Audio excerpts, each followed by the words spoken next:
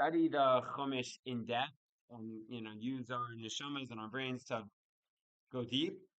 Tonight, in honor of the art site, I wanted to kind of bring in teachings of Rav Shlomo Carlebach. Just keep it simple. A few years back, I was zeicha to kind of compile a lot of different teachings of Rav Shlomo from his many different svarim and make a little sefer on the siddur. I thought it was appropriate because if there's anything that Rav Shlomo Carlebach revolutionized within the Jewish people, it's tefillah, right? No matter how you feel about Rav Shlomo, at the end of the day, you're benefiting from his simcha, from his nigunim, and for the revolution of Havana and simcha that he brought to Am Yisrael with his tefillas. And so I think every yid and a lot of non-Jews too have a lot to be thankful. And so because of that, I kind of took some of his. I thought, who better than Rav Shlomo, who revolutionized the world of tefillah, than to teach us about tefillah? So we're going to learn some highlights. We won't get through it all, not even close. Hopefully we'll have a part two, a part three, a part four. But we'll just learn through some of the teachings. Of course, each time we'll stop to reflect, and if anyone has any questions or comments or insights, you're welcome. I'm also going to say some things, as I usually do, and it's going to be great. Sounds good? Okay, beautiful. So you guys have this firm in front of you. Let's start. Let's start with page 24. One of my favorite passages that Rav Shlomo said.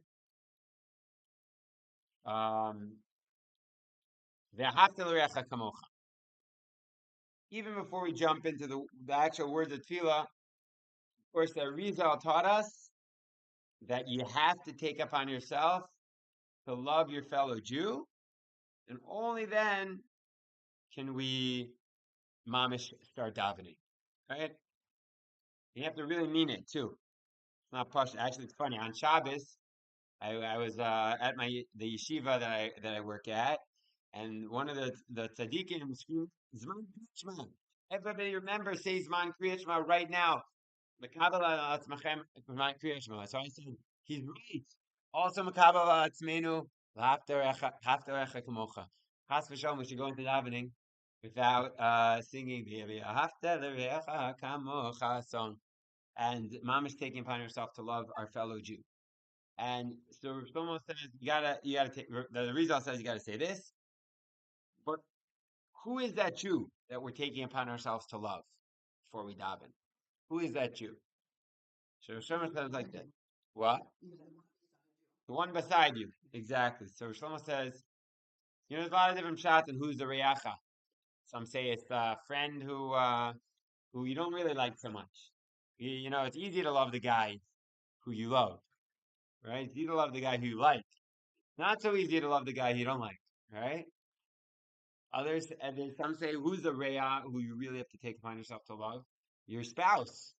Because that's the person who is who's your tikkun. And you need to take love upon her or him.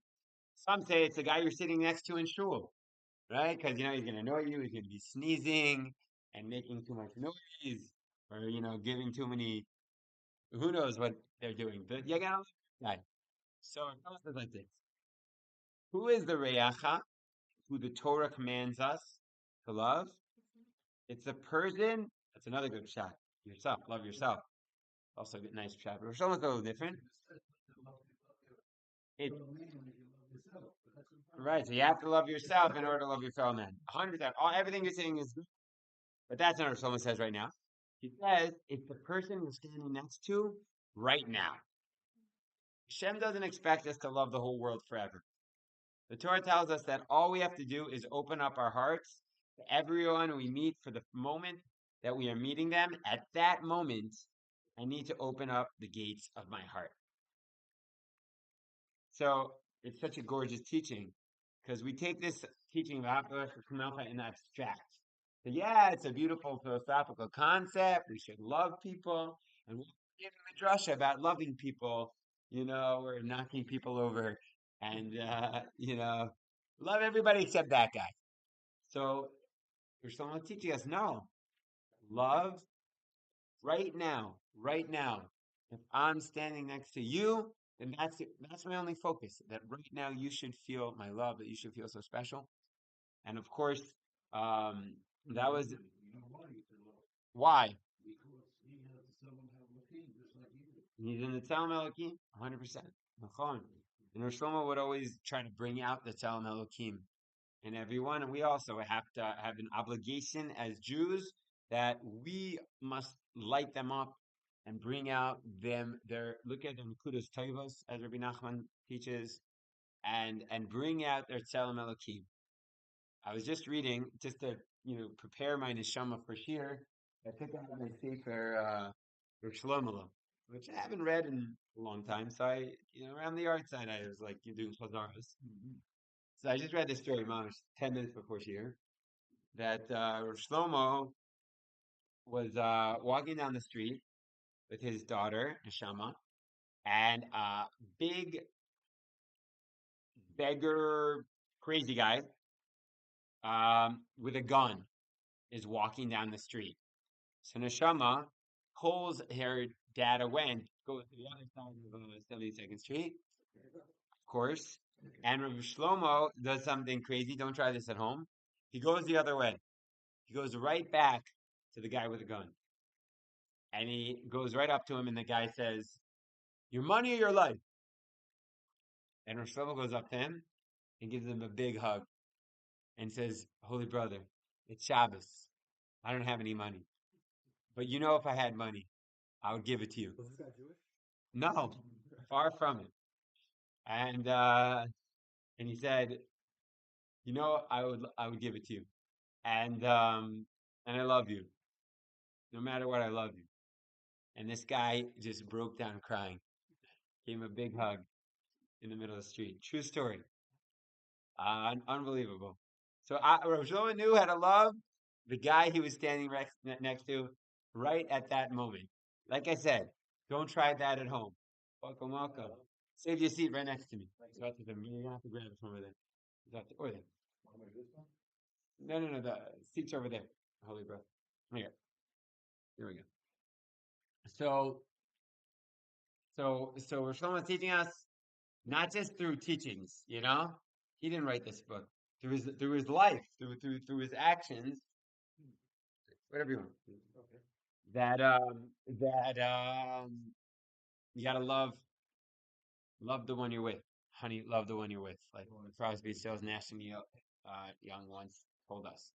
So that's what we have to take upon ourselves before we start davening. Everybody got the idea? Before we daven tomorrow morning, or if you haven't davened Marv yet, before you say Kriyat Shema tonight, remember to take upon yourself to love your fellow as yourself. Actually, this brings me to another Torah. It's in the Sefer about Boi Kala. Boi Kala, Boi Kala. So Shlomo was teaching about Kabbalat Shabbat, and he asked, how do you know that your tefillah is a successful tefillah? Imamish daven, and how do you know that I was successful with my prayer? So what do you guys think? What's the siman? What's the sign from above that that God really heard my prayers and said yes? So I don't know what page. I haven't found the page, but it's I'm doing it a little outside. I'll find it soon, the actual page. But what do you guys think? How do you know that you had a successful tefillah? You feel good. Good answer.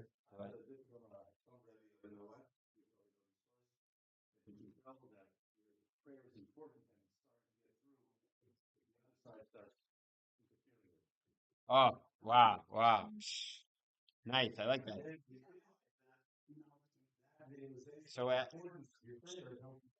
that's a good teaching. At the yeshiva, at the little yeshiva which I teach in the mornings, the neighbor has a custom, very holy custom, to blast music in the middle of davening to give us a siman that God is listening to our prayers.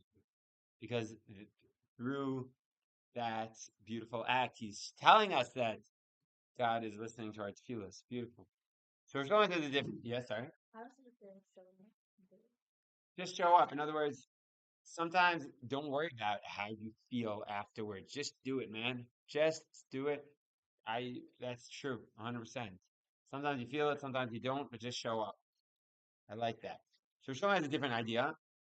I mean, he agrees with everything you said, I'm sure, but he teaches a different idea. You know how you had a successful tefillah? At the end of tefillah, you want to hug every person of your gender.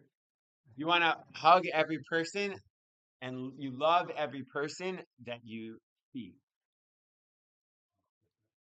Toch emune am segula. Sure,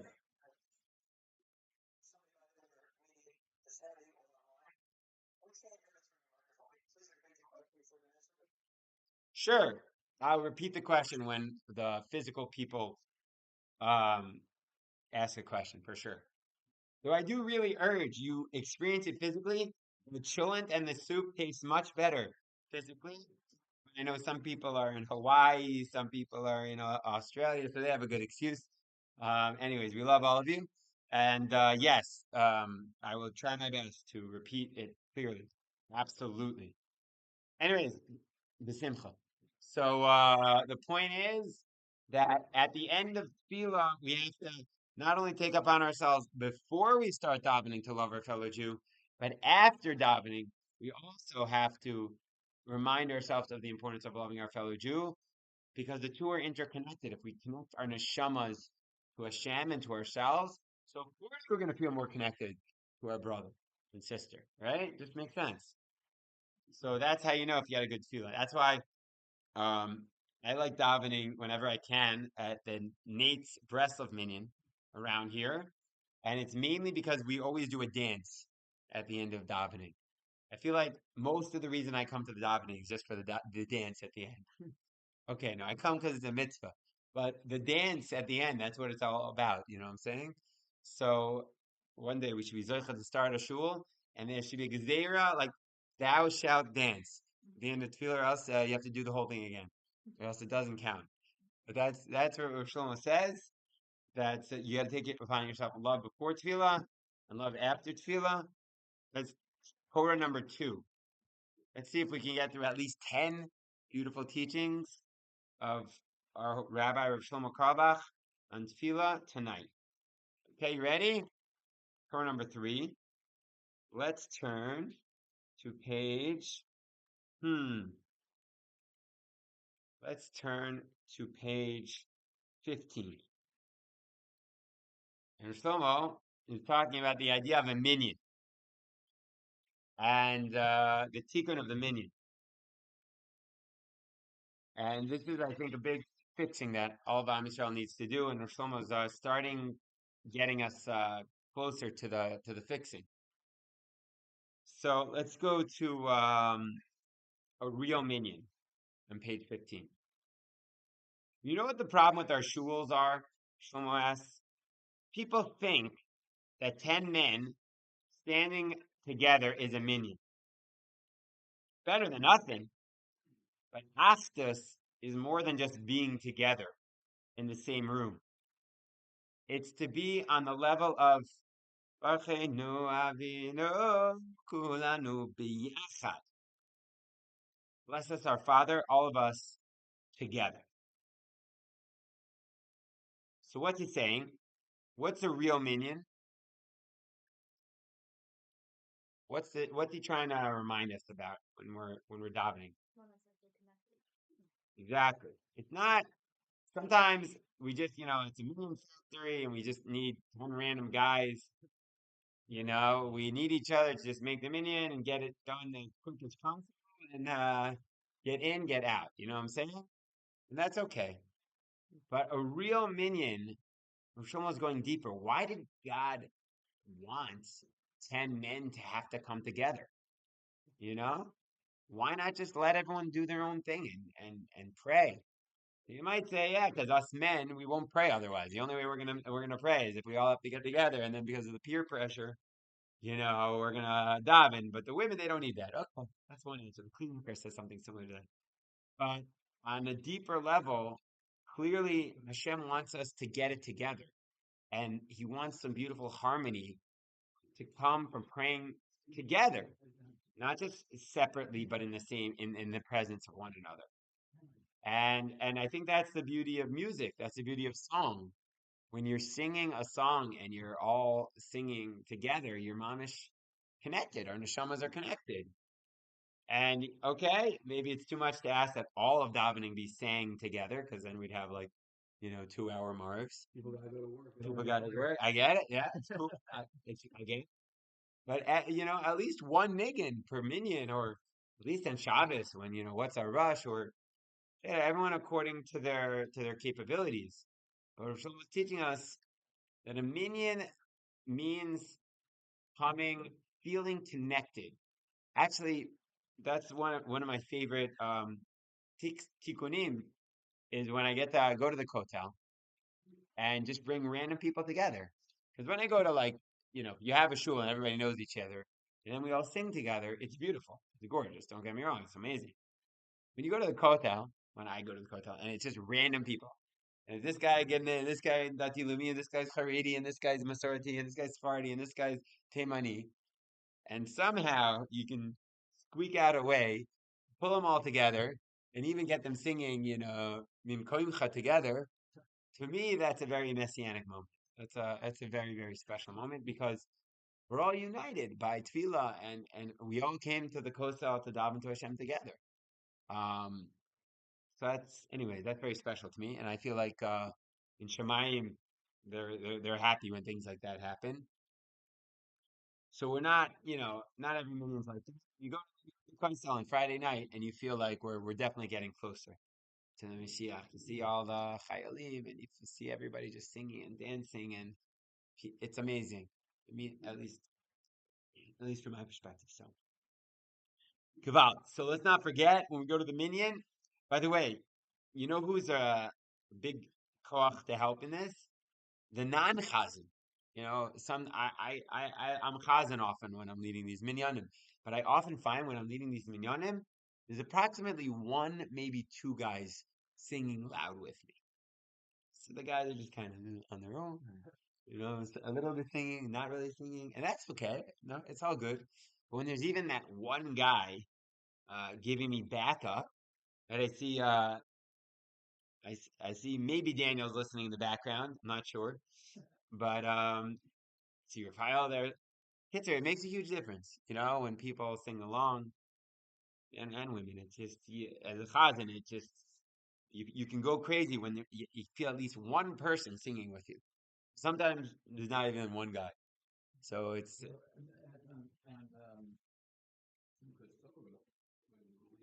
well, Hashem. No, it's because of you. Because Danish was it. So we were very to sing because I knew Danish had my back. Yeah. Anyways, so Torah number 3, Shlomo is bringing down the Torah of the Beatles. Come together right now. You know what I'm saying? Raising up the holy sparks of John Lennon, and he's saying you got to really be together. You know. Another time I felt this, not always, but often in the army. Um, Actually, my unit just got called back, and I'm not with them because of whatever different medicine, doctor reasons. But I'm still in the WhatsApp group, and so they're trying to get a 7:30 mark. I saw they tried earlier and they didn't get it. There wasn't enough guys. I was literally thinking of just like, taking a taxi up to Hebron and just being their 10th man because I feel so bad that my Hebron doesn't have a minion. But I really hope they got a minion tonight. Anyways, but in the army, you really do feel that achdus of like, we're all in this together, even though the minions are usually quite fast, not so much Carlebach style. Sometimes Friday night. But there's a real camaraderie and love and oneness there. So shout out to all of our chayalim making minyanim together. All right, Torah number 4. Ready for Torah offering number 4 of Rav Shlomo Carlebach? Cut me off at any point if people have comments or additions to say. Yes, Torah number 1 we said was Before you daven, if you can't be with the one you love, honey, love the one you're with, right? So love whoever you're standing right next to. And that's what you have to take upon yourself that tomorrow when you're singing the V'aftarecha Kamocha song, look at the guy right next to you, look in the eyes, okay, and just love him or her. Yeah. Part number two, we said as a follow up, is how do you know if you had a good davening? If you love the people that you're around, if you want to sing, and how do you know you had a bad davening? You know, if you just want to knock out and give a punch to the guy next to you, then you probably need to do some more hisbodedus and daven to Hashem some more. Okay. Torah number three, we said was what's a real minyan? When there's achdus, when there's barchinu avinu kulanu ke'echad. The minyan is not just 10 random people. The minyan is being biyachad, and of course, the music is one of the strongest ways in which we can feel that achdus, that love between one another. Sounds good? Yalla. The simcha. Okay. Torah number four. So we're still on page 15, and we're talking about the halacha that we must direct our hearts towards Yerushalayim before we daven. And for us, who are zoicha to live in Yerushalayim, where do we direct our consciousness towards when we daven before we start to? Harabayis, yafeh. Good. You passed the test, Baruch. Because some people say the Kotel, right? Which is a beautiful thing, but it's to the Kodesh, the Kedoshim, and the Harabayis. That's what the halacha is in the Mishnah, because that's where God speaks to us, from the Kaporis and the Holy of Holies. Actually, today, I was zoiche to take a group of guys to the Tayelet, and I was about to show them the Harabayis. I was going to show them the view of Harabayis, and I read with them the Kli Yakar, which I read last week. I read it inside, and the Kli Yakar writes that when you look at Harabayis, you just look at the holy place, you automatically are imbued with kedusha and a tara. It purifies your kishkas. It makes you just feel holier just looking at the Harbayis, and that's why I shouldn't tell Avram Avinu to look at the land and to walk through the land. That's what I told the guys.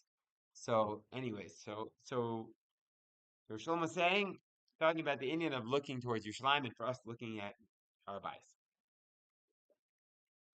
When you stand up to pray, you have to connect yourself to something. Believe it or not, it's not enough to connect yourself to God. Some powerful words. You have to stand facing Yerushalayim. It's not enough to just think I'm standing for God. I have to, mamish, first I have to imagine Yerushalayim, the holy temple, and the holy of holies. Face Yerushalayim. Connect to Yerushalayim. Only then can you daven properly. Right? Should we learn this from Daniel? I'm learning with my chavrusa this year, Daniel. So Daniel faced towards Yerushalayim. We also have to face towards Yerushalayim. Why? If I'm standing in Hawaii and my face is towards Yerushalayim, who cares? You can't see Yerushalayim from Hawaii. Now you can because you have Google images. But back in Rav Shlomo's day, they didn't have that. Okay, so what's the shot? There's so many oceans, so much land, so many people in between. So why does it matter? Why is it so important to direct my consciousness towards Yerushalayim? What's that all about? Before I hear Rav Shlomo's answer, what do y'all think? Why do we need to direct ourselves towards Yerushalayim? We have to remember the source of kedusha. Oh, I like it. Baruch is saying the source of kedusha is Yerushalayim, is the Harbayis, Kodesh Kedoshim. So remember the source of kedusha. Beautiful. Any other ideas? Any other thoughts? What is it about Yerushalayim that we need to think about? I mean, also think about the fact that we're in Galut. Oh, That to focus our prayers, generally have Kavanah, but also to have Kavanah. So I feel like we should be able to have Tfillah in a really place. Beautiful. Wow. Hope somebody's writing these answers down. So, in other words, if we're in outside of Eretz Yisrael, we have to remember, I'm outside of Eretz Yisrael. Okay, it's important to recognize we're in the Galut so that we can get closer to the Gula. For those of us who are in Yerushalayim, we have to recognize we're not at the Kodesh Kodesh. We're not there yet. We all have what to get towards. We're not there yet. Wow, I really like that answer. Beautiful.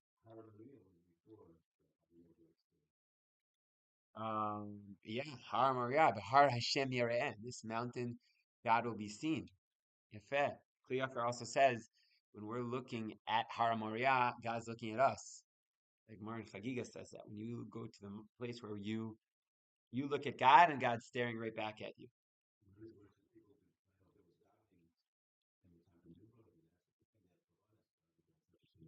Right, it's an interesting question. Wow, right. Nachon. That's like, there's an age-old Pasha.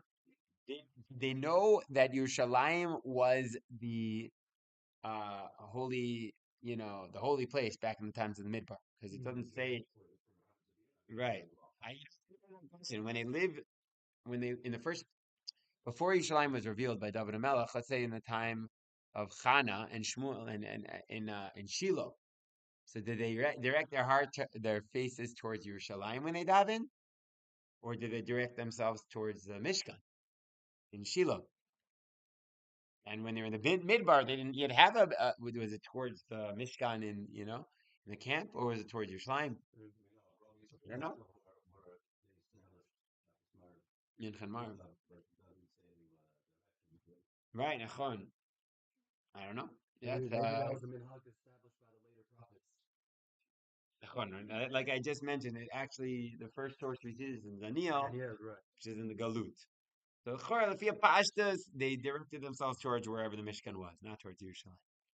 But interesting. Yeah.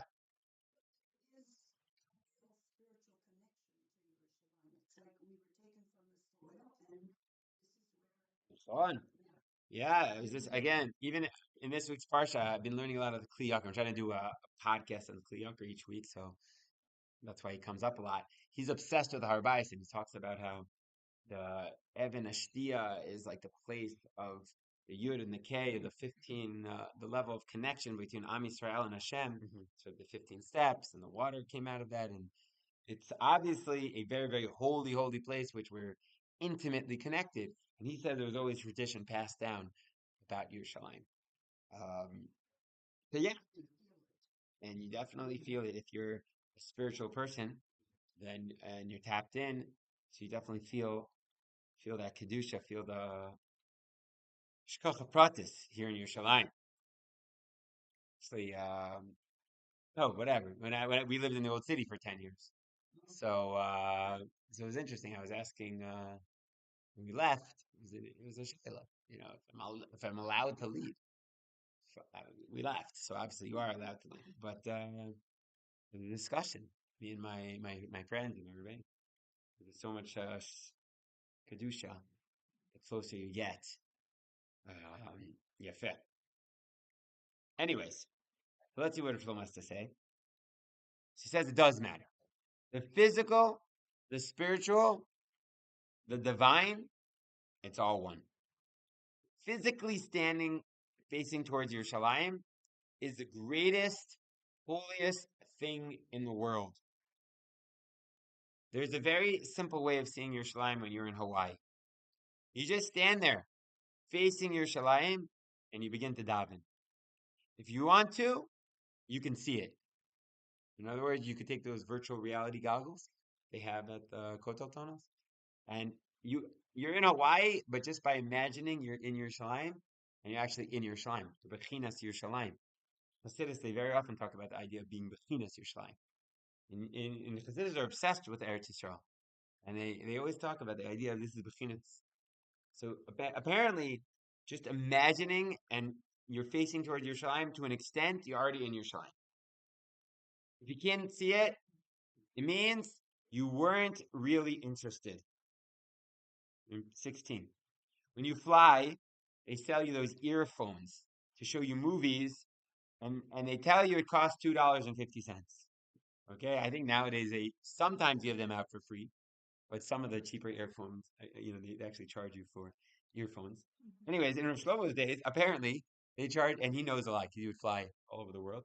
So they used to charge you $2.50 for the earphones. If you really want to see the movie, you'll pay for it. If you don't pay, you're really not interested in seeing the movie. When you begin to daven, Eliyahu Navi comes and says, "Brother, I have some earphones for you. They cost very little, just a little concentration, a little joy, a little cleansing of your kishkas, of your heart. Then you get your earphones and special glasses. If you really want to hear, if you really want to see, you'll get the earphones or special glasses from Eliyahu Navi. Then you'll really hear. Then you'll really see. If I open my heart of hearts, I can always, no matter where I am, see Yerushalayim." So I think what Shlomo is saying, he doesn't really answer what it is about Yerushalayim. Maybe he'll get back to that. But he's saying that when I stop before I daven, I just imagine I'm facing towards, for us, Har Bayis, and for everyone else towards Yerushalayim, I'm mamish there. I'm literally, spiritually transforming myself to Yerushalayim, and I'm there. I'm mamish there. It's a scary thought, but Gevalt. What can I say? Gevalt. What a kavana. What a kavana that Rav Shlomo was telling us. Shlomo didn't live in Yerushalayim his whole life, but he nonstop talks about Yerushalayim. His neshama was always here in Yerushalayim. Okay, so Torah number 5 about Yerushalayim, since we're on a roll with Yerushalayim, is page 17 in the middle of the page. He tells us, so what is it about Yerushalayim? He says like this. I want to tell you something very beautiful. Right, it's something I've noticed that Rav Shlomo, before he goes into a Torah, he psychs you up for it. He says, like, fasten your seatbelts. Like, I want to open up your hearts. Holy brothers and sisters, I want to tell you something very beautiful. I don't think that's Stam. Before you learn Torah, there needs to be like an opening of the heart, or else the Torah won't go in. So I think he's like opening up our hearts when he says that. Anyways, in Hebrew, the word ear, which is spelled with the holy letters Ayin Yud Resh, means city. But it also means wake up. Lihit orer. That's the shoyrosh. The root word is the same. Yerushalayim is called Ircha, right? Yerushalayim Ircha, Rachamim Tashuv. What makes Yerushalayim the ear? It really means a city which wakes up all that which is holy within you. Mm. By the way, Zusha has a niggin that I was playing last night. Wake up, New York, New York. Wake. Apparently, Zusha feels even in New York, it can wake you up. Or maybe he's saying that New York needs to be woken up. I don't really know. You could ask Zusha. But in any case, Rav Shlomo is saying, Ircha, Yerushalayim Ircha. Yerushalayim, something about Yerushalayim wakes up neshama up. Right? I think most of us have probably experienced that, either with our own souls, when you come back to the Kaisel. Welcome, welcome. We'll grab a chair for our friend. And there's soup, holy brother. Um, oh, Joel, I'm gonna have an extra bowl for you. Okay, I'm gonna mamish be thinking of you. I haven't eaten yet, so I'm gonna have my cholent and soup, and I'm gonna be thinking of Hawaii. Joel's mamish in Hawaii. Unbelievable, unbelievable.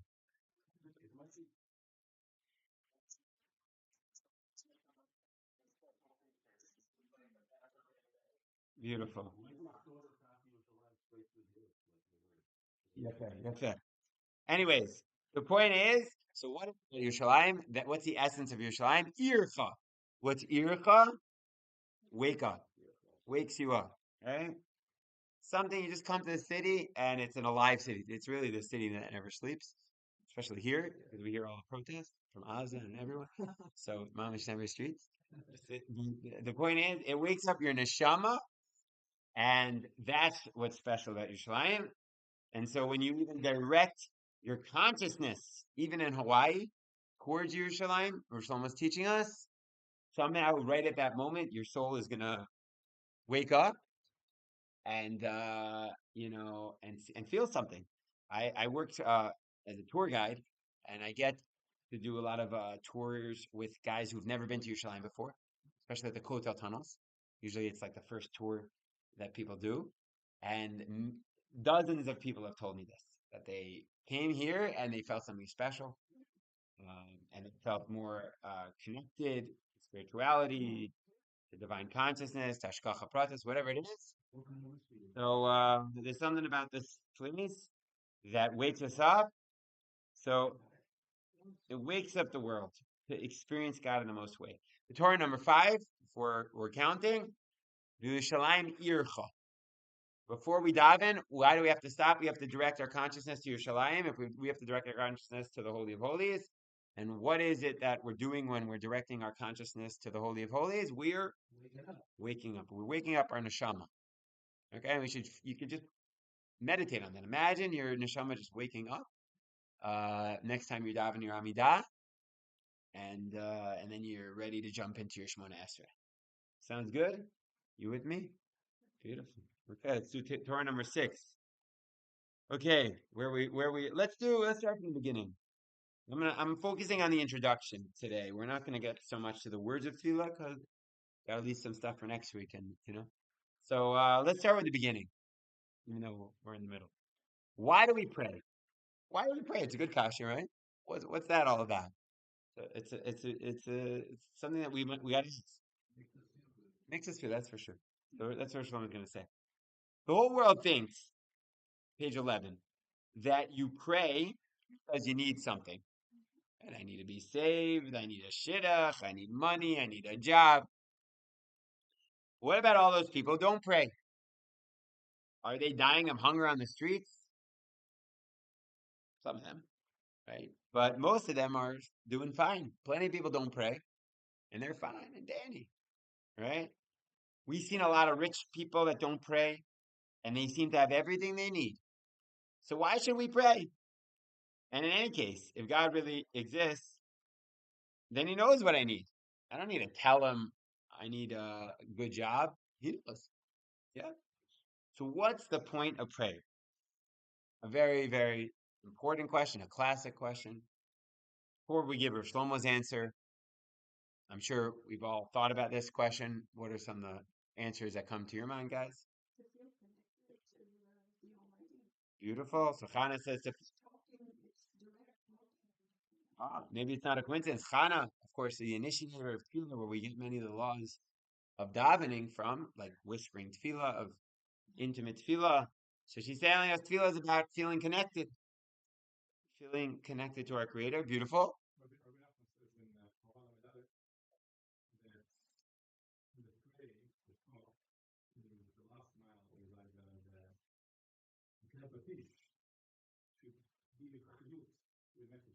Oh, what's your name? Yaniv. So just repeating for all those out there in WhatsApp land, Yaniv is saying that in Torah Lamed Aleph that it's the Makeva Patish. Say it again, connecting to our pneumius. Oh, right. That's exactly vitality. In order to give our soul vitality, we need to daven. Beautiful.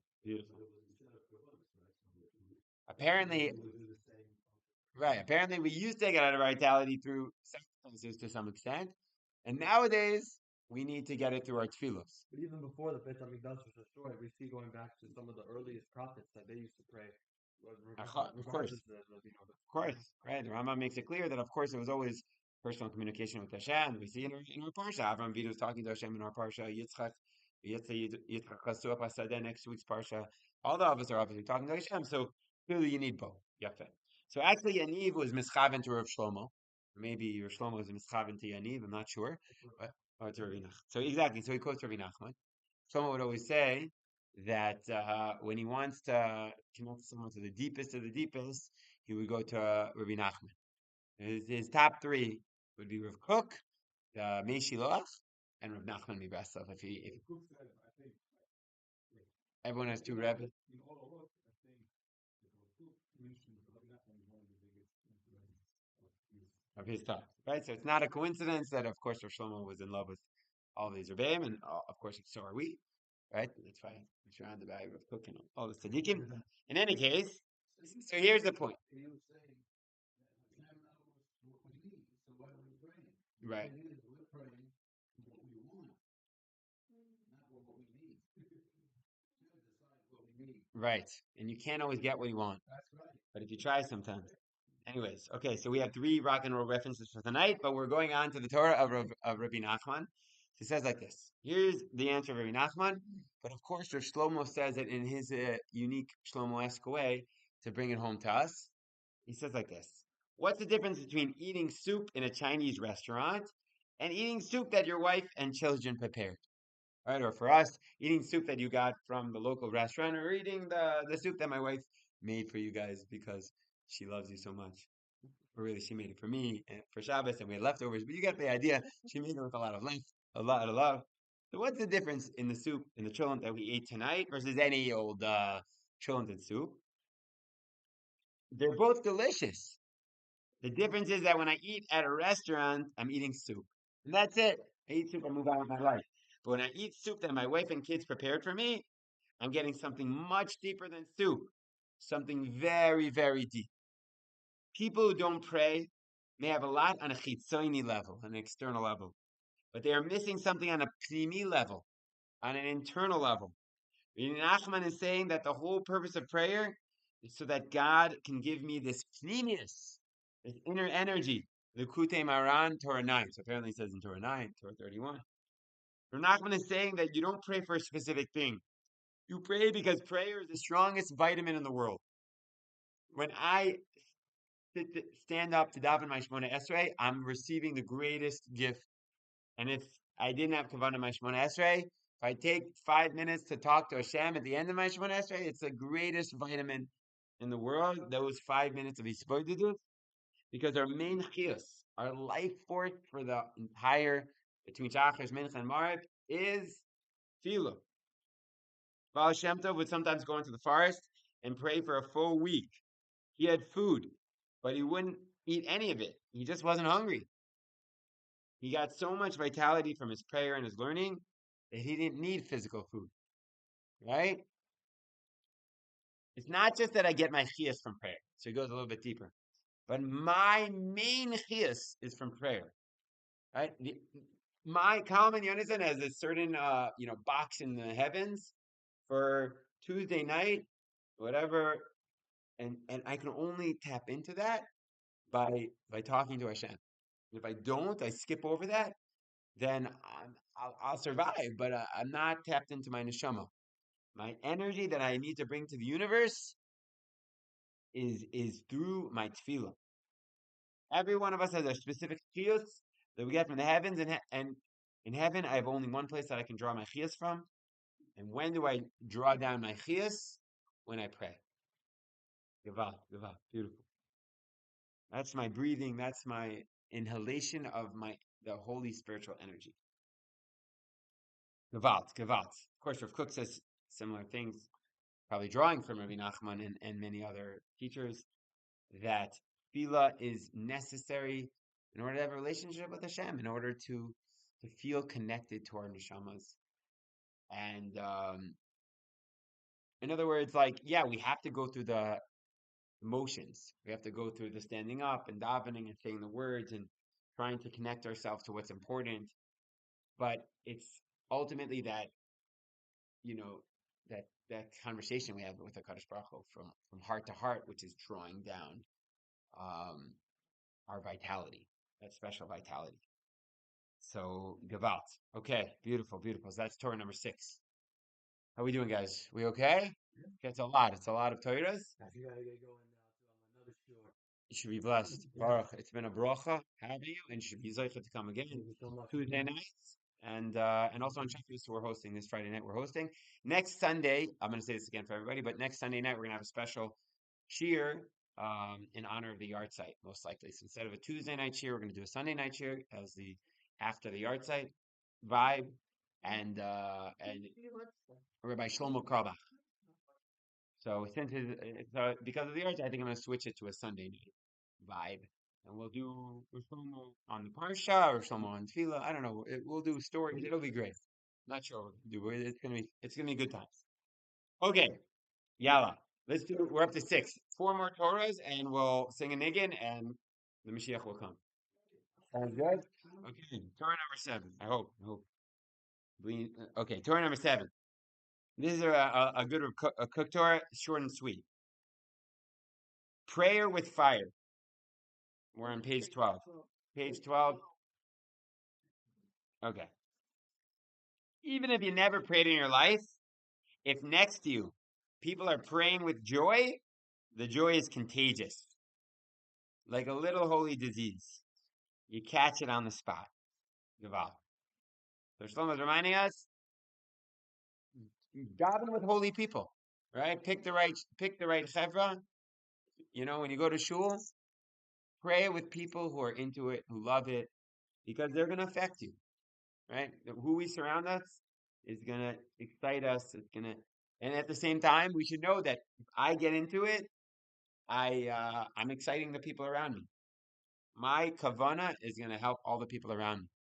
Sometimes I have a funny custom of shaking a lot, and sometimes it's because I actually have kavana, and sometimes it's not. It's just because it's a habit, and I shake when I daven. And sometimes people say, "Wow, you had so much kavana, it was amazing." And I'm like, "Really? No, not at all." But I'm happy that at least they were inspired. They thought that I had a lot of kavana, and if I was able to maybe inspire them, that's good. But that's just joking. But on a serious level, when we're davening, who we're around affects us. You mentioned Rav Kook, the Nazir, who's a student of Rav Kook, was not religious, and he was a philosopher, and he came to meet with Rav Kook, and he wanted to ask him all his philosophical questions, and Rav Kook was davening, and he saw him singing and dancing Havdalah for an hour straight. Okay, way before Rav Shlomo, he was just dancing and singing, just him and his wife. I don't know. And he said, from that moment, I was converted to a student of Rav Kook and a religious Jew. He had all of his questions answered just by experiencing a real tzaddik davening. So, Shvizah should be with the right people. Torah number 8. Okay, three more Torah. Yalla. Shul. We're gonna know another short one. This is very related to what we said before. Page 18. Hi. A holy elevator. When I come into shul, I don't want to find the same things I find on the street. I want something to lift me up. I want to get into a little holy elevator. Yafeh. So, it's the same idea. In other words, it's great to schmooze with your friends and talk about politics and all that. It's very holy. But in shul has to be different. Shul needs to be a place of kedusha, of simcha, of designation. This is a very, holy, special place. And if the shul I go to is not like that, so maybe I should find a different shul. Not so much. We have to find a shul that also there's people who are inspiring and happy and biyachad and also, serious. Hashem should bless us all to find such places. What if you don't have it?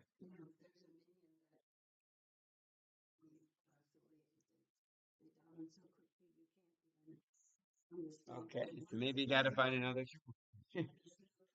So maybe you got to find another shul. So Shlomo's telling us we got to pick who we're davening next to, and we got to pick the right shul because our environment is going to affect us.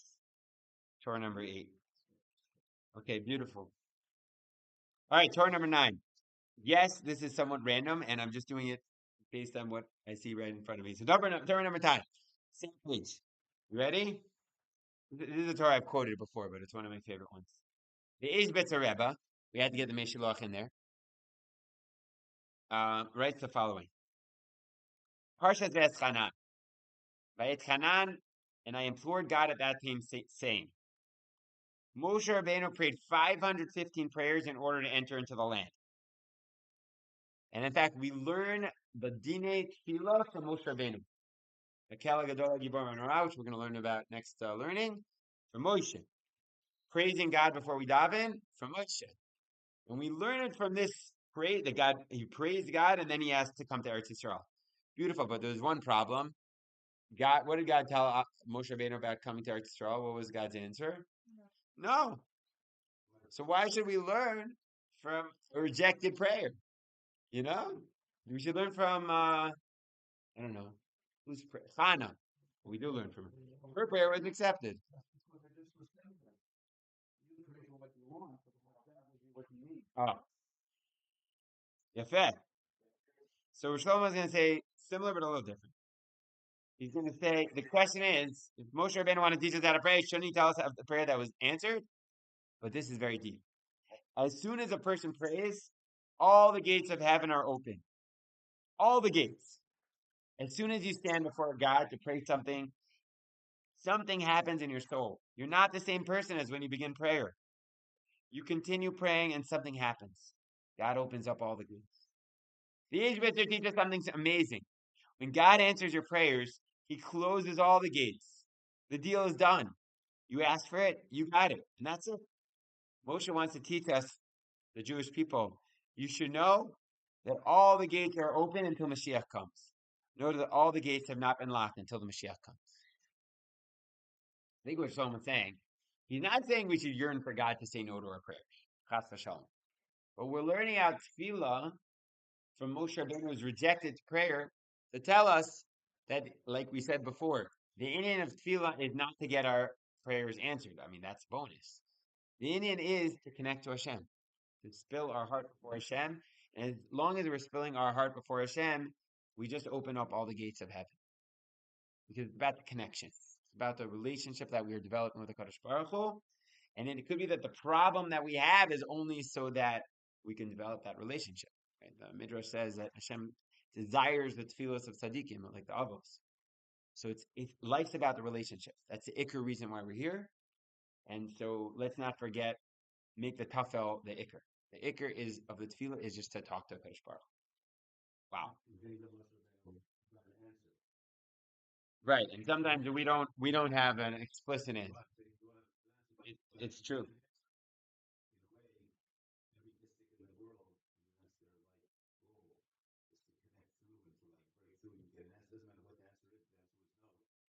They just want an answer. Right. Nachon. Listen, we live in a special generation where we get the schus to be doing it and getting incredible schar, even though we don't get direct answers from Hashem. But we believe that He communicates to us. He finds ways to communicate to us. I find it often when I'm learning Torah, somehow the things I'm learning connects very much to my life in these weird ways. Through our life experiences, if we open up our hearts and our eyes, I do think that Hashem does give us answers to our tefillahs. But you're 100% right. It's challenging. We don't always get direct answers, and we keep on pushing, and we'll surely be rewarded for that incredible schus of how loyal we are to keep on pushing, despite the fact that we don't get the direct answers that Moshe Rabbeinu got. Gevalt. Okay, last Torah for tonight. Okay. Let's stay in the beginning of the book. The set nusach of the siddur. We're now on page 14. Yalla. When I pray, it has to be in a completely infinite way, like we've been saying tonight. And yet, it also has to be finite. Infinite and finite. This is the holiness of the siddur. It's the most finite thing in the word. Those words were written up 2,000 years ago, right? Turn to page 37. You must say this. You must say that. You have to do this now. So limiting, so finite. Yet, we have a siddur for 2,000 years. All the Yidei Allah have been praying these same words, and yet it's not the same words. Not only is it not the same words for two people, but when I daven Shemona Esrei in the morning, the Shemona Esrei of Shachar is already different than that of Mincha. What do I know about what I feel in the morning and what I feel at night? A real person is someone who integrates the infinite and the finite in millions of ways, especially when it comes to the service of God. It's a very delicate thing. You have got this infinite yearning, but the action has to be finite. So in other words, what Shlomo is trying to say is, yes, we have halacha, we have a set text, and we can't abandon it. once we throw that away, then we're going to be lost. We won't have Seder in our lives, and we won't really, in the long term, have a way of connecting to Hashem. And we just look around us and see those of us who ditched the finite for the infinite has been totally lost into the abyss of the universe which we live in.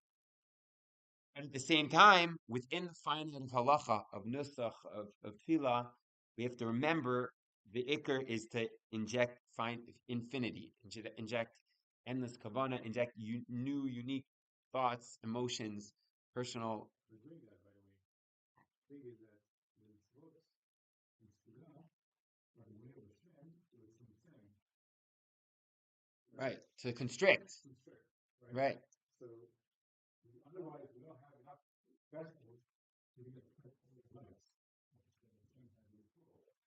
Like drink that way, because we're cooking the Seder, Tfillah, by creating vessels, and that way we are able to get more and more light and get connected with infinity. Amen. Bezrat Hashem. So Rav Yaniv is teaching us that when we're in the name of Rabbi Nachman, that we're bringing down the infinity into the tzimtzum, into the constriction of this world, just like Hashem is mitzamtzem himself. So we're also sometimes have to mitzamtzem ourselves. Not that we need to do that. I'm talking to myself here, but we're trying our best every tefillah to mamish reach the highest heights. And since we've been talking all about tefillah, so let's end with a tefillah, a tefillah or two, to for the sake of all of Am Yisrael, Bezrat Hashem, and thank you everyone for joining and learning Rav Shlomo's gorgeous teachings, psyching us up to daven with all of our hearts. So maybe we'll do a Yerushalayim niggin and a Sim Shalom niggin to end off.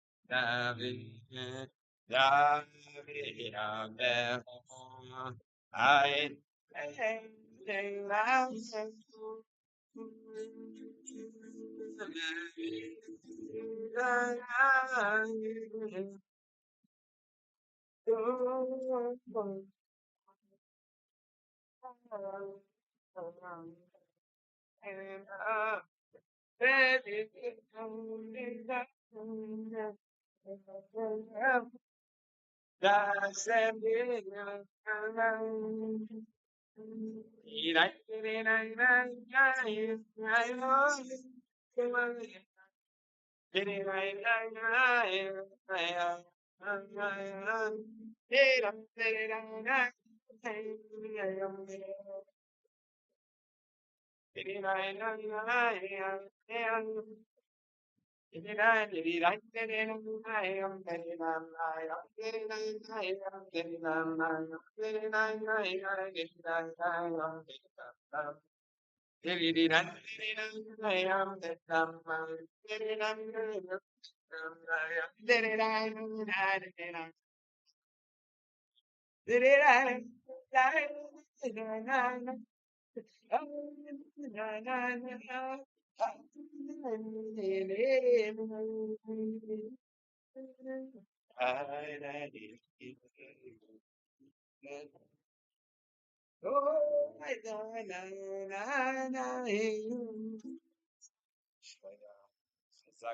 Shkayach to everyone. Shkayach, guys, you should have a beautiful rest of your week and a beautiful, almost Shabbos Kodesh. You start feeling the Shemi's there coming down, especially when it's special Shabbos. Thanks for all the, not old, but the new faces every time. So thanks for all the new faces. Bezrat Hashem, like I said, Shabbos we're hosting on Friday night. If anybody wants to join, you still have plenty of spaces. And Sunday night, Bezrat Hashem, we're going to do a special shir in honor of Rav Shlomo, I believe, 7:30ish range, Mashu Kazeh. We have a WhatsApp group, and we're sending out Torahs in the other WhatsApp group and the Torah WhatsApp group. If people can join. And Zeh, we should have a beautiful Shabbos. I sent it. Oh, I didn't. You're right. I didn't send it to you. 650, and I will send you all the details. 650. I'll send you all the details. But 650. Not the ships. 650 is right. Thanks for joining, my friend. Nice to meet you. Nice to meet you. I'm happy that you somehow found it. One of the benches. Wow. Beautiful. Do you live around here somewhere? Sorry? You live around here Yeah, somewhere? city center. Yeah. That's no question. Fine place. Thanks for bringing Rabbi Nachman. So I'll answer one of my prayers when I hang out and for his Torah.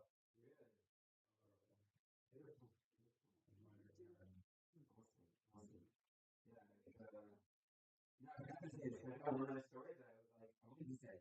You guys want a story before everyone runs away? Yeah. Read this in this book. So, when I was in Australia, flies to Australia to run Shabbaton. The entire year, the community is excited. He gets there, and I gotta go. I gotta fly back. The community is like, what? You crazy? You just got here. We've been waiting for you. It's like, dude, I gotta go. So they said, no, why? Came to reveal. So what happened?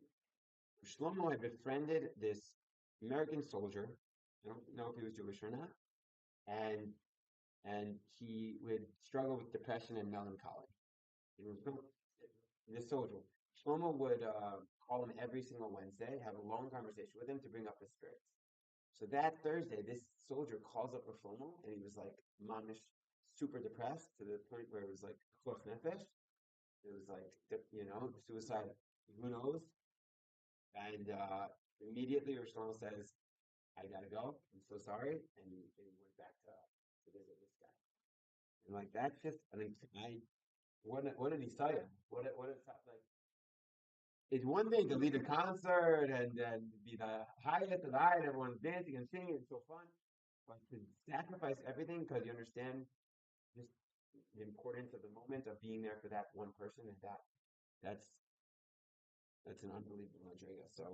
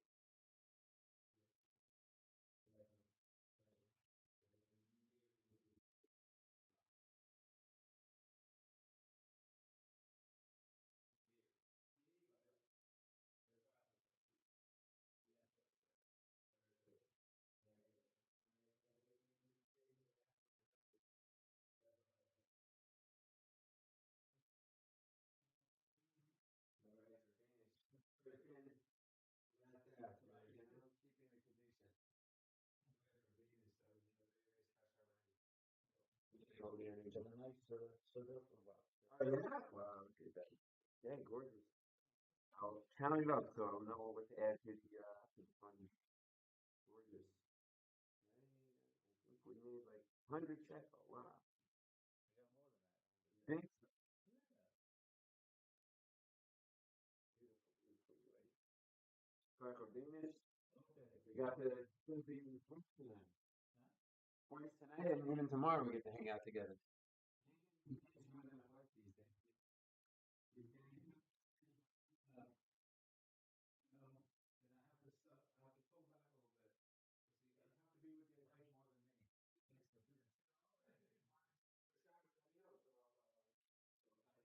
Probably will. Yeah. I mean, when you know, it's no pressure. It's your own issue. And then tomorrow, Argo's gonna live with us, so we need we've got, he's telling me, we've got our tour guide. He's got a tour guide, kit. Oh, really? Yeah. So we'll let him off the hook. He legit has to go. He's no choice. But anyway, we'll do strong to him. We'll Hashem. Only should take her from a light and spread it wherever you can, because I know you will. Did you believe he's been eating this entire Carlebach anytime he's eating? Yes. And you're like, I feel like I've been like this. Let me put on the light treatment thing so I can figure out the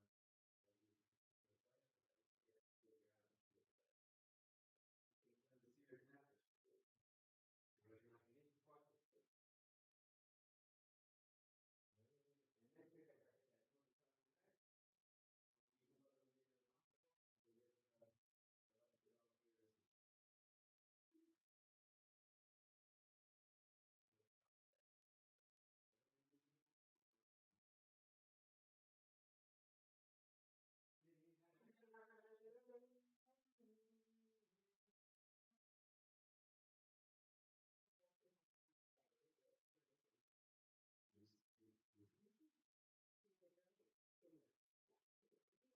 want to say it anymore.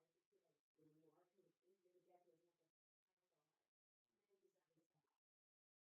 I hope she didn't think that they singled him out in the horseshoe. No, like you said, he's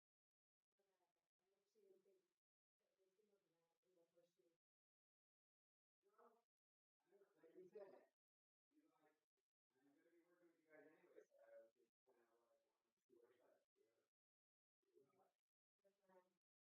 So,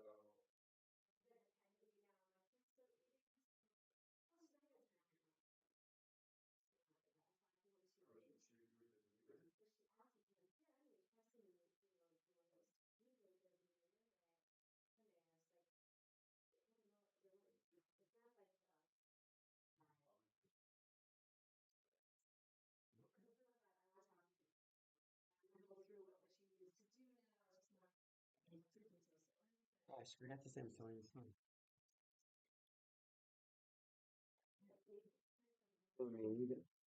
I fooled people. I put 70 shekel in. But I had 20, 40, 70. I need 7 shekel. So I'm done.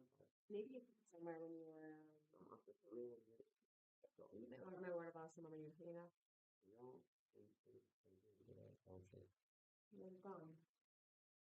I'll clean up. Maybe it's in the other room.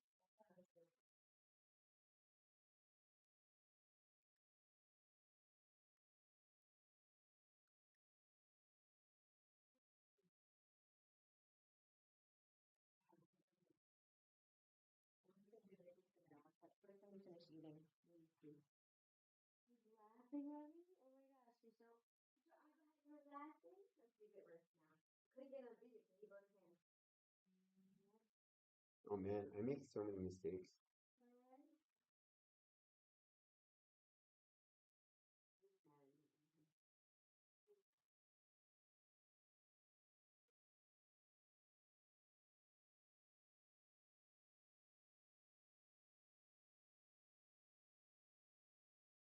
I'm almost finished listening to this podcast. Is that like sad?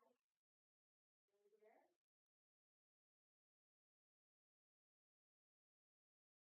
I haven't heard the whole thing yet. So far, I'll tell you what I've heard.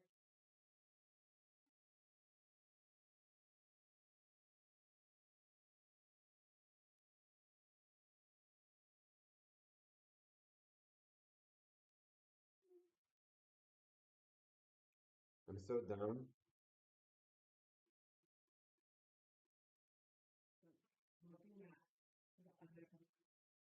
That that single person that I listened to the podcast for, she said exactly what I'm saying the whole time. She said, "Guys, come on, too strong."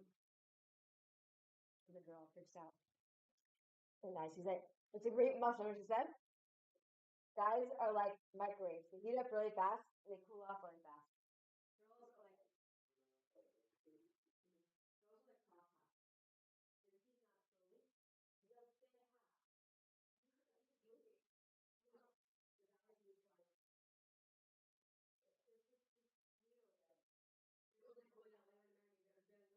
Of course, your dad is so often. That is a good machine.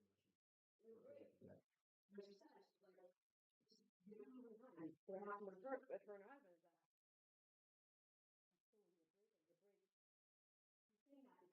He's saying that because he needed some time to think and he wasn't getting it to her yet. And so one night, he was just like, one day he was just like, "Oh my God, I can't." So he wrote her this whole, oh, if you don't know, anyway. No, no, don't know. Mm-mm. Is there any Adama here? Yes, there is. There's a Adama in there. Adama here? The rice. No. And this is, it's mostly, you can't distinguish between the rice and the cauliflower, so I say the rice is in most, anyway. So she said that her husband basically one day would just like, he basically wrote her basically a breakup, like, "Look, and you know now it's not, and we'll just take a break and we'll see." And like, so he's like, I'm in break mode, you know. She's like, next morning, he like emailed her and he's out.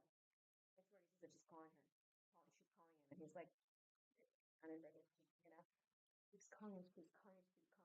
And he literally says, he's like, "Tzar Chaim, you know, you would do this to him." And I'm like, someone is, and she plays with the phone.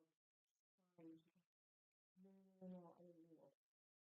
Once she realized that she was going to lose him, with her saying, and he says in his face, that like, not too back in. It's just very, so interesting, so true about like, you know, it was, you know, I think men are much simpler than women in general. yeah, they'll some time to like get used, feeling used to their thoughts. And it was like, it was saying a lot of things I know, but it was nice to hear someone else say them and not just say, not these like, you know, bubbies just talking about whatever they want and like they're like saying what they're talking about. You know, and there's like the whole Stockholm thing that like she's like, sometimes I'll give them a whole Stockholm thing, like, you are not allowed to do any shower. So I'm like, nothing. As long as it's a guy for you, fine. Otherwise you're not doing anything. You have to stop. Not, you know, and it's just like I remember the same thing. I also like I hear myself with that, you know. But Why? Like, I mean, because they're still like, "If I do this, I do this." Like, where's your stuff? The other stuff. Like, it's not healthy. You know. I'm interested if she's doing that on a scopic reason or as a No, she's like, so certain times, bid like coach. certain times I see her, like we have it should be tougher, but you need to stop. Like, that's the church. You're not like I'm not letting you that's anywhere from, you know what I mean, whatever. Like, said so she sees it. There's some issues with you. I wish I could say everything makes it over, but like most of them, like she has more than he does, but she'll send him the guys that like when you talk to the guy and the girl, which is also important. And who are these people? Basically, Are they married? yeah. They've been married for 11 years. They have 3 kids, Baruch Hashem. He was married to someone who was sick for 10 years. They didn't have. Oh, okay. This big thing I told you. He's also a dating coach? So she's a dating coach, and like he's kind of come into it And it's just like their parnasa. I think it's her person, but I think it's his. It's not really his. You know, they do other stuff, but it's so interesting just to see like that her conclusions were so really mine as well. You know, and she said that, but when he proposed to her, that's what I heard. He proposed to her. Her first reaction was, but what about that other single friends? He said, and leaving them back. That person I've ever seen. I remember saying, like, when my four friends that were plus focus in St. Louis, when the first two got married very early, the other one, Nana, she was got married 24. And I remember being like, so it was the two of us being for a while that he felt like they couldn't really test. And I remember thinking to myself, I'd rather get married. I could not imagine dancing at my wedding and seeing her dressing. But I remember saying that. I'd rather me be the one, because it's hard for me to see someone else. But that's an amazing thing. Like, so the moment that they got engaged, like when he was asking her, he's like, "Don't worry." So like at that point, they were like, "We're gonna do something. Don't worry." And I was behind all this, like, how about. So that's an interesting response. And that's really awesome. I'm so jaded by these people. That's nice to hear such people that are actually fun.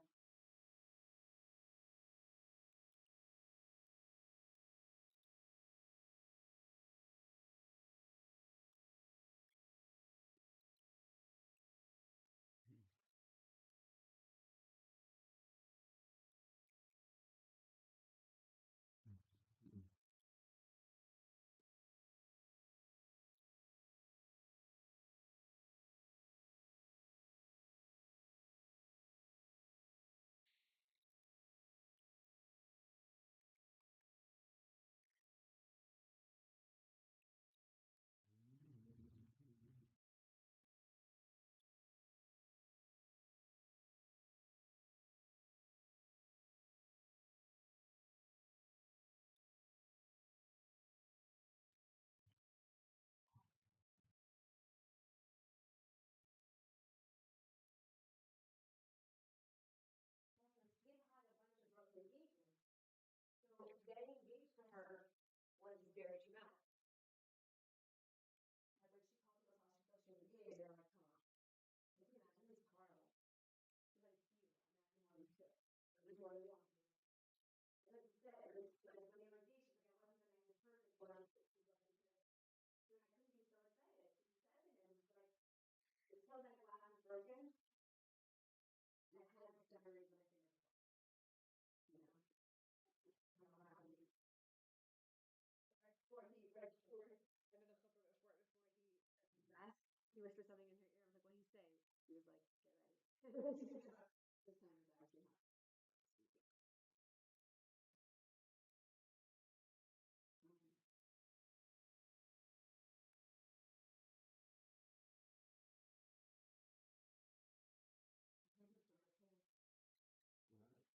He's already told it was his coaching house. Right. That's what they need to do. So that was unexpected. I didn't expect such a showing.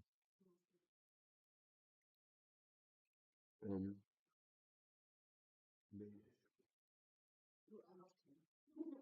So it was here. this Abby girl, the other guy. Um, um, one other guy. Maybe there wasn't. I don't know. There's four guys who were supposed to come, and then there was.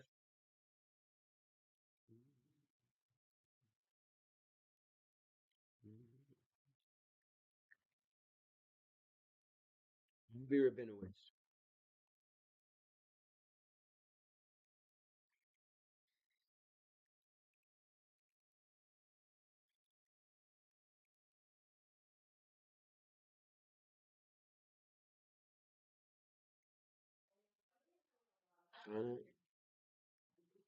Anna and Madeline. Anyway, do you want to hear so far the story about this guy with this out of body experience? Sure. I haven't heard the rest of it yet, but it's good. Yeah. What?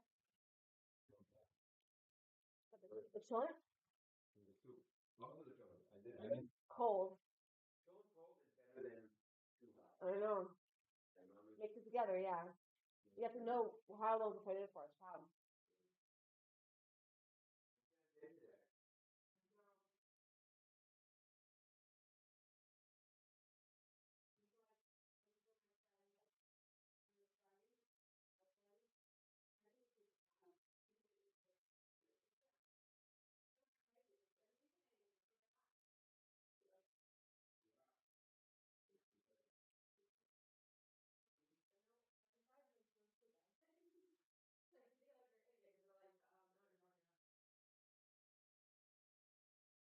It's like Shlomo. It's like Shlomo who ate Mama dry. It's like Shlomo.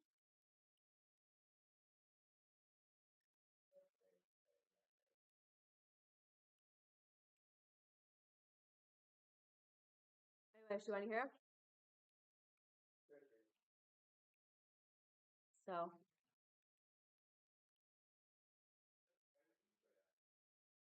What do you mean? What are you talking about?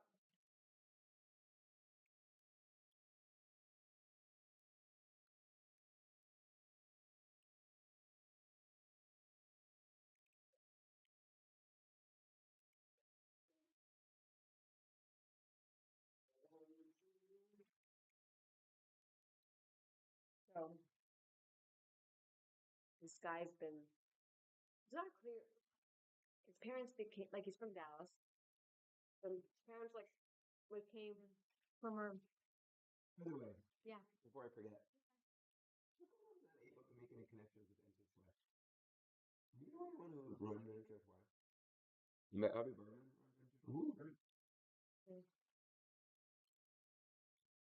How come you never offered me a job with him?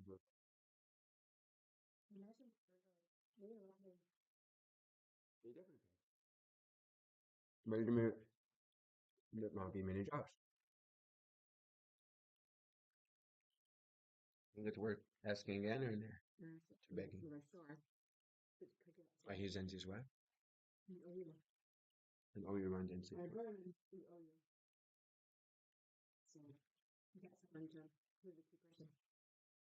I know the main rabbi of NC Swift. He's a Kotel guy who was 1 year younger than me. At least he used to be. What's his name? Short guy. What's his name?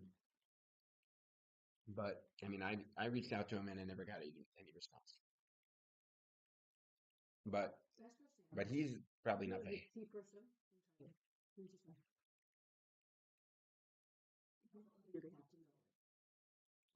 I'm just thinking, like, I guess they don't really have shirim. It's not here. I understand, but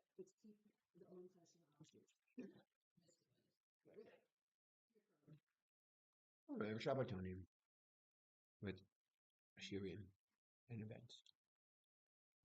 It's not something like would be a waste of my time.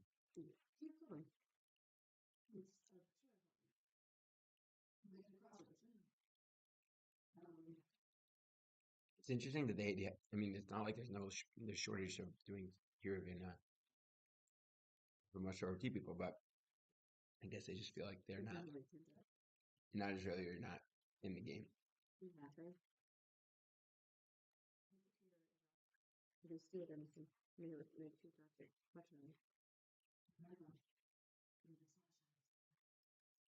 You're messing anywhere. But the Haredim do it.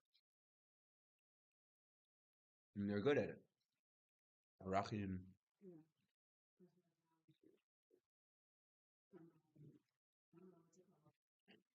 And Nishcha. And Zamir Cohen. That's crazy. 20 years later.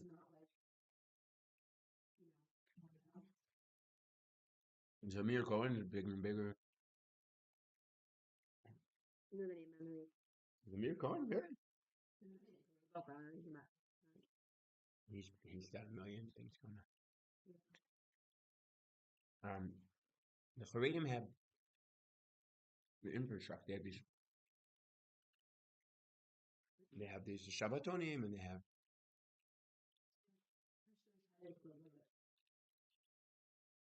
There is something to the fact that like people who are Masorati, especially Sephardi, they trust Haredim more than Datilumi. They want to be Mitchazek. They view it like I'll go all the way. I'll go Haredi. They don't want to go like Datilumi, which they view as like a cop out, which is fascinating. Guy.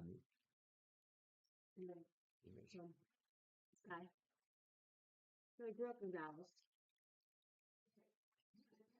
Actually became a Orthodox when they were younger. She went to like pretty much like Jewish school. So social honest. It doesn't really talk about what happened, but this grade went to public school. It was like we were like I graduated with going to McDonald's after McDonald's also. So before you know it, he is kind of using the out window and being safe every single day. And like What are you talking about? This I had bad experience, or I just No. You know, He was from, but he went up there. so doing this was like totally.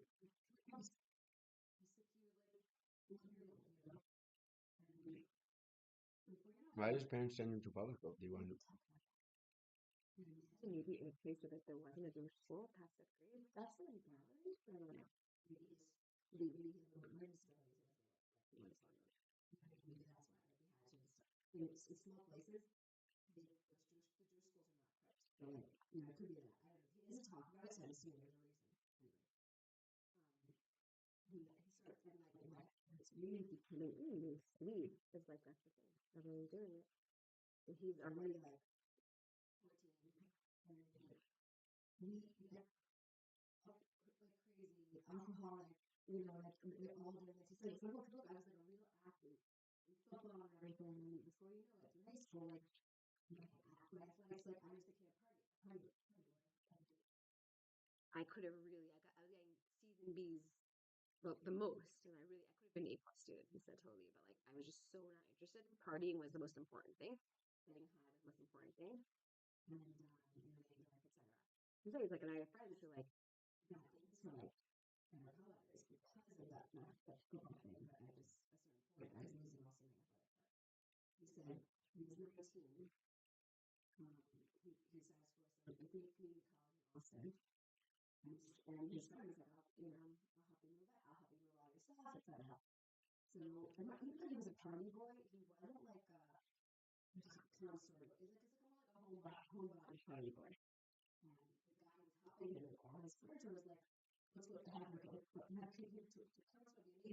who can go to concert? And so, not that tell you, and not just, I don't know that world. I was like, house parties, that person. I thought that is how we bought insurance for everyone. I started up and then studios when I said, okay, kind of.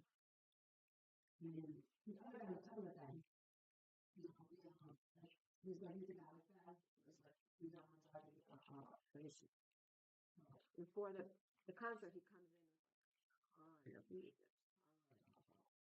He said, I come out of the start with me. So we got that concert. We're so high. And so inebriated. Like, it just couldn't feel good to get this concert. He said, so, it was like, literally as if I'm having like a concert full of zombies, jumping up and down. You can call that dancing at all. Like, not even good music, like electronic type of thing. And I started like, at a certain point, like, I reached for my phone, and I was always afraid of using my phone. I put it on my neck, and I realized it wasn't there. And that point, it's like, I'm really there. I'm not doing anything at that point. He's like, I'm not going to go out here anymore. I'm looking around. I don't know. He's like, in my inebriated state, my home was a 45-minute drive. There was no way. He's like, I'll get a ride. And he's walking out in the dark, and he's like, I'll get a ride. He's like, I'll just walk. He's like, 15 minutes to walk. He's like, I'll walk. And he gets to train tracks. There's no train coming. And he stumbles and he hits his head. And he's out cold. Oh, 10 times. The train starts coming. Even though it was dark out, the conductor saw, the driver saw him, and he's trying with all his might to slow the train down, just need to stop the train. He wasn't successful. So he literally was right over my train. He said I was kicked like 90 feet far away. And then he said, he doesn't remember this. He said, all I remember is concrete. And, he said that, like, basically what he heard later is that, the conductor called, summoned all the emergency people, etc. He said, all I remember is a lot of concrete. And the next thing I know, I am floating above my body in the hospital room. He said, I don't know. Bless you. He said, I don't know. He's like, time and space are gone. I have no idea how long this took. But I'm just watching people go in and out of the room, watching doctors, watching my family, watching my friends crying. And I see, it's crazy, buddy. Like, I don't know how long this was that I was out for. He says, I see my grandmother sit by my bed. He's like, I only recently found out that it was Tehillim. I had no idea what it was at that point. But he's like, but then he's constructing himself. He's like, no, but when you're all soul, you kind of know what it was. I don't know whether he figured out that then or later he figured out what it was. You knew when she was dead? Huh? You knew she died? I don't know. His grandmother came by his bedside to say Tehillim. Oh. He said, at that point, I didn't really know what it was. I know it was Tehillim, but later I figured out that's what it was. And he said he saw her, praying for a long time. Then I guess he decided she was done, and she put the Tehillim under his pillow. He's like, at that moment, it was like something clicked, and I immediately went back into my body. He went back to the body. The second she put the Tehillim under his pillow, it's like all of a sudden something just felt like click, and I went back into my body. He's like, you understand? He's like, I was attached to every single thing possible, and everyone was afraid. Basically, both his legs were amputated. He didn't know if he'd wake up, and they also didn't know if he'd wake up in a vegetable state and how everything was, And the first thing he did when he woke up was he like motioned for. And the first thing he wrote the question was, will I still be able to have kids? And this is coming from, and then you knew, okay, he's fine, and that's it. From a guy who's total waste of everything. And this experience basically brought all spirituality and all like things were clear. He said basically what this did, and like we said, like wasn't it hard for you? Let him do it. I'll deal with it. I'm gonna figure it out. Thank you. He said, are they okay? He's like, basically, was it hard for you? He said, there were two things there. He said, it wasn't hard for me. Why? Because this showed me that there is an afterlife. He was calming, and that's why all I could think of was, will I have more? Will I have children? Will I? There's a continuing of this. And he said, look, he's like, I still have my hands, and that's where all your creativity. I still have my hands. That's where all your creativity lies. I said to you, he had both his legs amputated. He woke up and he had no legs.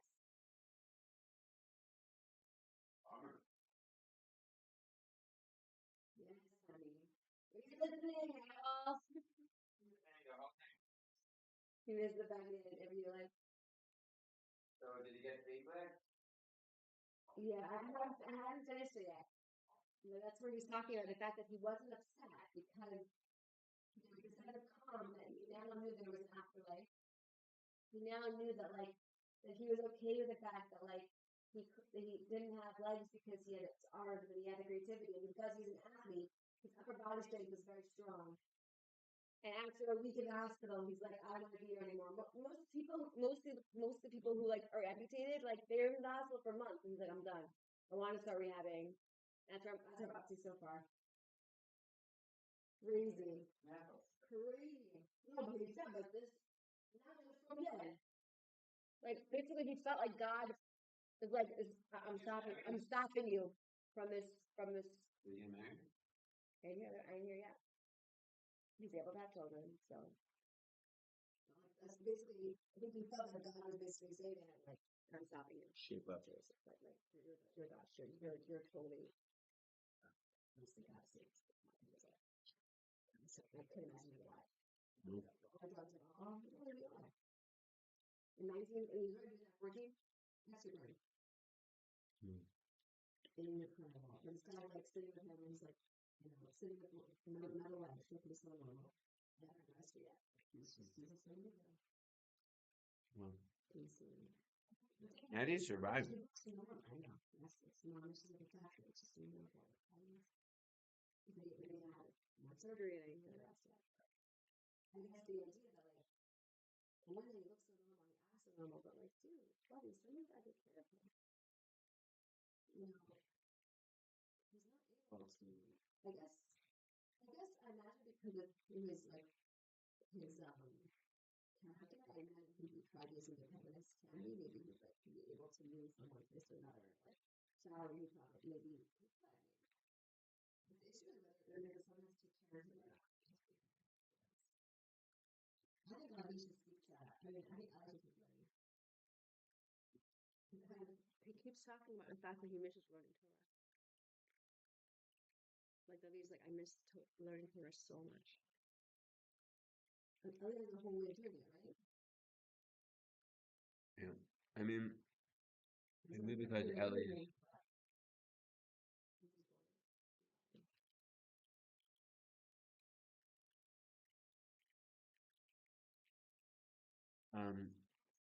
Because Ellie's from birth. More like natural because like he never knew anything else.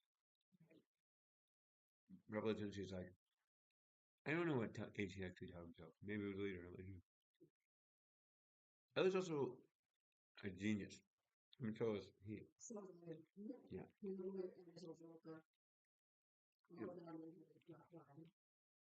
Yeah. But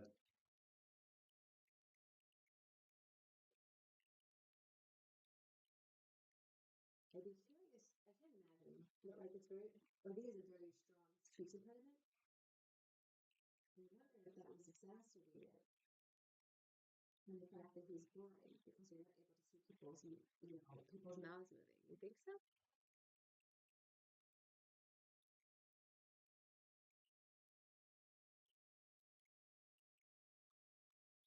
one more time. He has a speech impediment.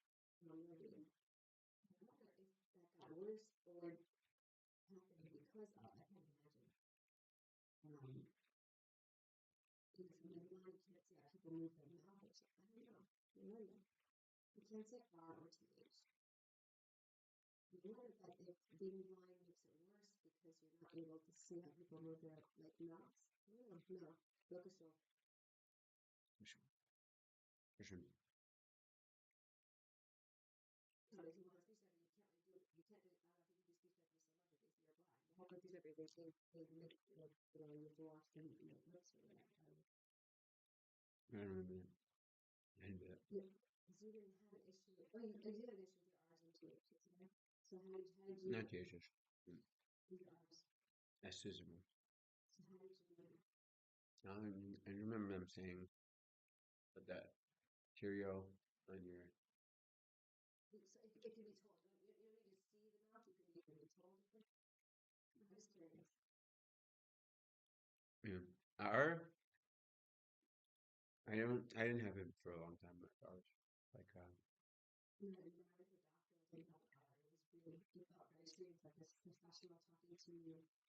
I don't know if I could take my call off. Like it sounds like a baby, just sounds like a baby, you know? And it was like so strange to me because I had to remind myself every time because it wasn't. He was a good doctor and everything. It's like it like distracted every time he.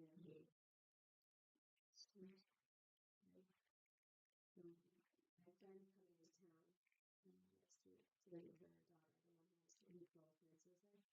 Yeah. And we we're nervous about because we don't seem to know where she is, etc. Anyway, well, that's a sibling that accepts. Anyway, so she knew that she'd be coming a lot this year to visit her daughter. So she's like, you should come. She's gonna go to my friend Renana, and we should go to her Shabbos together. It's in like 2 Shabboses. I'm not sure.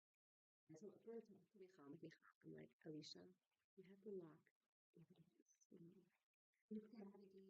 She's like, most of my drawers, they're too hard to open. I'm like, you will open your dishwasher, and then I'm like, you saying, it's between Esther and me, and I hope my family, and hopefully it's fun, Alicia. Okay. She's like, I wouldn't even for him, I feel bad for him. This is what I'm like. That's the thing. She wants to miss me, and I'm like, she's so irritating. It's too much. It's too crazy. I can't. I'd be afraid of being, Where does she want you to go? Because basically, just because my friend's coming from America, and it'll be like the St. Louis, like to have a St. Louis Shabbos together. Like, I'll see her when she's in Yerushalayim, but she's like, it'll be so nice to have Shabbos together. Tell him to come here. And they need a place for their needs to stay where they are. I think that's possible. Coming here doesn't work. Yeah, that's very famous. Yeah. I mean, most people Guest houses are like repayment. No, her family, me, and my friends. There's 2 extra rooms. It's pretty impressive. I just stayed in her room, had an extra bathroom. It's pretty large. These are probably have 4 people in there if you want. And then down on my desk, if you want to use. Okay, so if you can't find one, eat the whole lot. Anyway, so I'm not sure. You're probably in the army.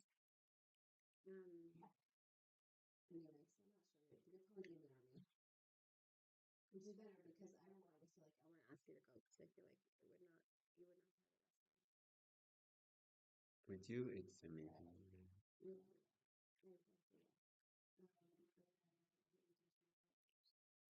too much just travel.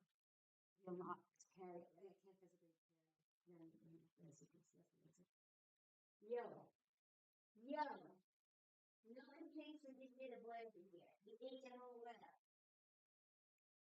Anyway. Very like.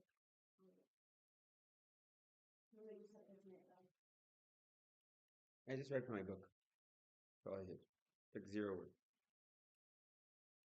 And then I said read. Yeah, a little bit.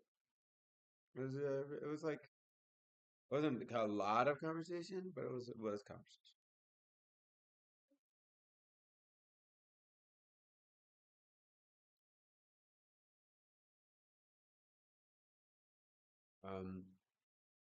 It was a very good vibes though. I was very happy, especially because my expectations were so low. Very well. Agreed. No, I'm serious. Like I found these right next to us today. Which we would have gone in and not closed. One of them is not closed. I said, please, let the other one's for us. I beg you. Maybe really hard. Okay. This thing is like this one. Okay, and it's on top. All the cool guys. Needs to. Okay, so please. We gotta be really careful.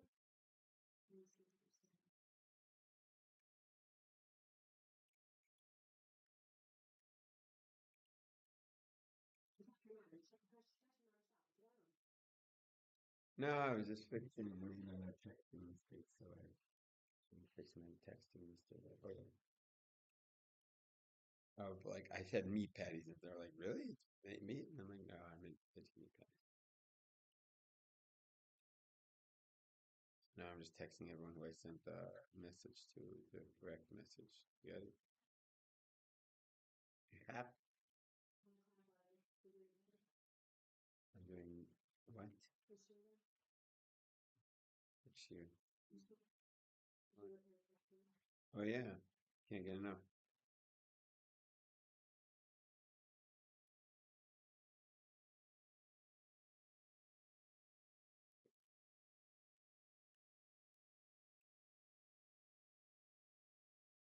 Um,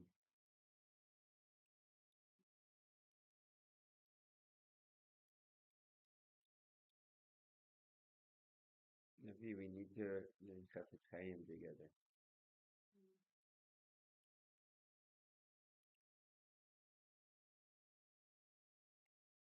It's good to hear that I told them at the end. So that's something that you should take out of my share.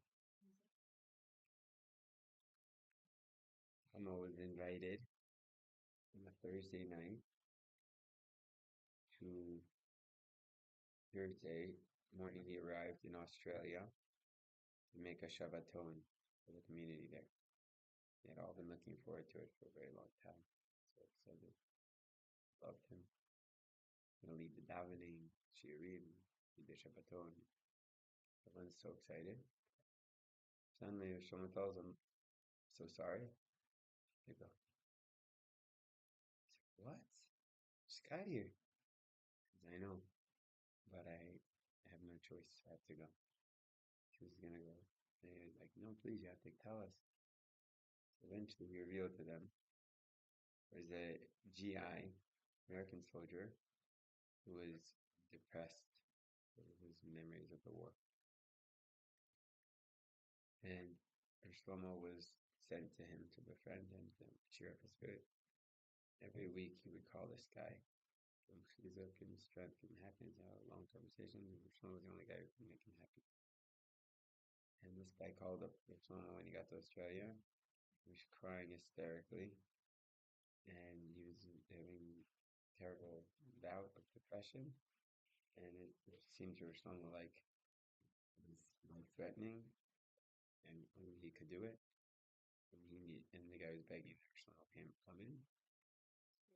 So he left. He went back to that GI. It's a crazy story. No, Shabbat, fine. He left the Shabbat, but he didn't do a Shabbat. You flew on Friday? He flew on Thursday. It's on Thursday. Oh. That's a very high madriga.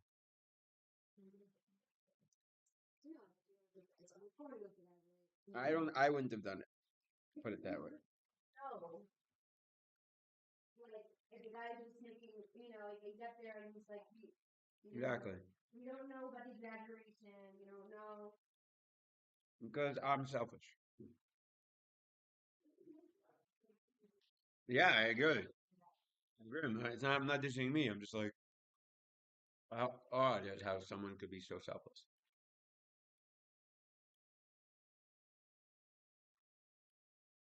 No, I'm not going to call it selfish because he's leaving an entire thing behind. He's amazing. You know what I mean? But it's not like, It is selfless because to lead a congregation in davening and singing and shirim. No, but I'm saying if they wanted it, it's for them also. I'm saying it's not just. Of course, but so it's like it's leaving. He obviously wouldn't want to disappoint them and would want to do what's best for him and the community. And obviously, it's so much more fun to do that than to waste your day with this crazy guy. But that's someone who truly loves someone else is he just pushes that aside. He said, "I know, but it doesn't matter. I need to help this person right now, and that's all that matters." I mean, this is Pekuach Nefesh. Whether they sing a lot at my Shabbos meal, like, would be nice, but I'm going to die if I don't get on the Carlebach. You know? Better be prophets because that's so much time. You're not out water. Whatever. Probably someone gave it to him. No, if that's the answer, then good. It's not like that. Maybe I'll make some countdown. Never have their open.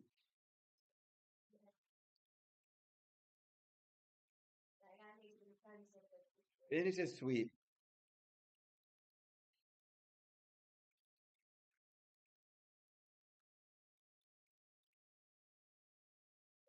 Enoch, and then Dave Yitzchak. And then we can talk about Shabbos, but I have to be sitting down and I'm thinking about first. Okay. So